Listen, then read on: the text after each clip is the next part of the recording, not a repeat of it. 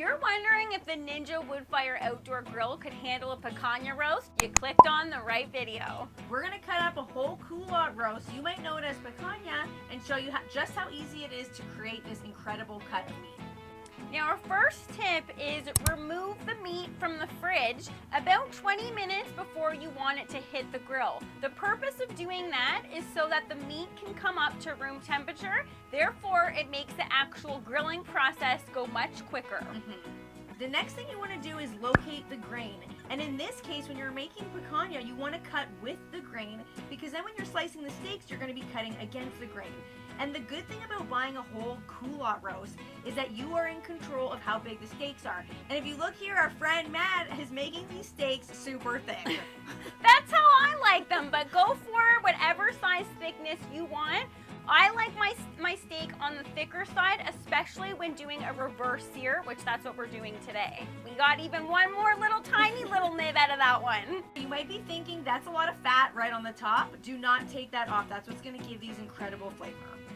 And speaking of flavor, all you need here is kosher salt. Go heavy with the salt because beef loves salt, but you don't need pepper, you don't need a fancy barbecue rub. Go for that if you want, but for this particular cut, we go with kosher because you want the flavor of the beef to shine through. And kosher salt just enhances that flavor. Now we are cooking on the Ninja Woodfire Outdoor Grill, and you do need to make sure that before you start cooking with that grill, you need a clean grill grate. You can put it in the dishwasher, but we like to give ours a nice little hand wash just to make sure that it doesn't rust or anything like that. If you're wondering if you need to connect the Ninja Woodfire Grill directly into an outlet, not to worry, you don't. You'll see here we're going to be using an extension cord, and you can do that too, and it's perfectly fine. So you're going to turn it on to smoker because we're cooking low and slow. It automatically has the wood fire flavor, and then you just press start. You wait for it to ignite, then it turns into the preheat, and then you gotta bring your steaks out so you can have them ready to roll as soon as the grill is ready to go. Look at how smoky. Yeah, this thing, that's wood fire flavor. There's no doubting that that is wood fire flavor. I bet you smelled super smoky too while you were doing this. We always just like to press our steaks down, give it a little tap as soon as you place it on the grill, and that just ensures that the meat is in contact with the grill grate itself. Oh yeah. So you might be looking at these and being like, ugh, like what is happening here? They're gray looking, there's no grill marks on here. That is the true calling card of the reverse sear. Don't worry about what it looks like now because we are gonna put that delicious grill mark sear on the outside. Right now, we're just cooking these steaks, getting them up to temperature. We're cooking them to medium rare, so we want them to be around the 110 mark. We're gonna take them off the grill and then put them on for that sear. So don't judge it, don't click off this video yet. Hold on, stay with us. Like all things in barbecue, you want to make best friends with a meat thermometer. One of the questions we get asked in our barbecue classes all the time is, how long does it take to get a reverse sear up to temperature? How long does it take to make a smoked brisket? Things like that.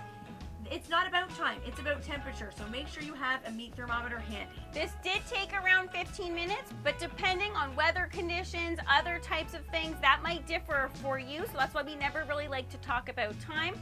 Like Kiki said, we're gonna go for temperature, so make sure you have a good meat thermometer. You might be looking at this one, being like, did that one cost $200? Did it cost $100? Nope, this one was 20 bucks on Amazon, that's all you need. So you're gonna remove them from the grill because the grill's set to 250. That's low and slow. You wanna take them off and get your grill to grill mode. Turn it up, it's already set to high. We're gonna go for 5 minutes because you're only gonna sear those about 2 minutes per side. You're gonna let the grill come up to temperature. It says add food, it tells you right there. I love that it says add food. That's one of the coolest things. It takes the guesswork out of it. You're like, now I gotta add the food. Then you'll notice we're doing the little tap, tap, tap again. Not to press down, not to press the juices out. A little tap, tap, tap, just to make sure that the steak has all of its surface area in contact with the grill grate. So you've given it a minute. And I did attempt to do the crosshatch grill marks. You guys might laugh about what's coming next, because look, I'm like, how am I gonna set them up? How am I gonna fit this all on? You were confused. There was a little bit of rejigging, reconfiguring here, but you know what? On a small grill like that, that's what you have to do, but you can still make it happen. See, she went to the other side. She was like, I gotta make room here. Now we're doing another minute. And there you go. Ooh. It's not as pronounced as I'd like, but it's still there. It's still there. It is there. Look at that one. Yeah, that one was a little bit better. Oh yeah. I love the pronounced grill marks on when you're using the Ninja Woodfire. Mm-hmm. Now that we've taken the steaks off the grill, we want to set them aside to rest. This is a crucial point in cooking steaks. If you were to just take one off and slice right into it, what's going to happen is the juices are going to go everywhere and not in here, which is where we want them to go. You want them in there. I want them in there. I want They're them in there. Ultimately here. That's why you want to take the time to rest them for about 10 to 12 minutes. Give them a good rest period, and then you can go into slicing them.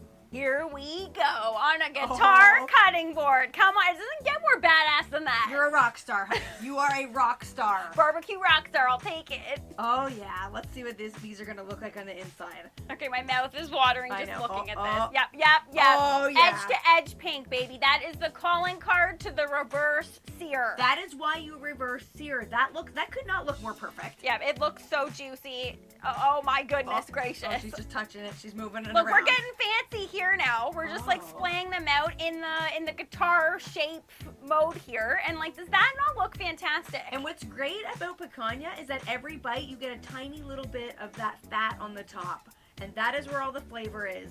Oh, sweet Oh, dear she's going goodness in. gracious. Oh, yeah. Oh, she's liking it. Look at that. She's like, oh yeah, that's good. I'll have you guys know that was tender, it was succulent, it was juicy.